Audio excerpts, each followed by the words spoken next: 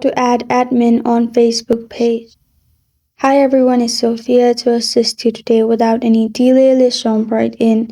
First, open Facebook page, then go to professional dashboard. On left side, you'll find page access. Click on page access. And in here, simply click on people with Facebook access. In that, you'll find add new option. Click on add new, then press on next. In here, you can search any Facebook person name or simply search by email.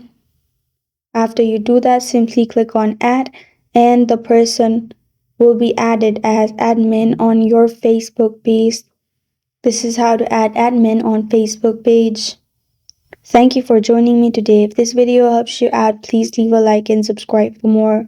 Got a question or want to suggest a topic? Comment below. I am Sophia signing off until next time.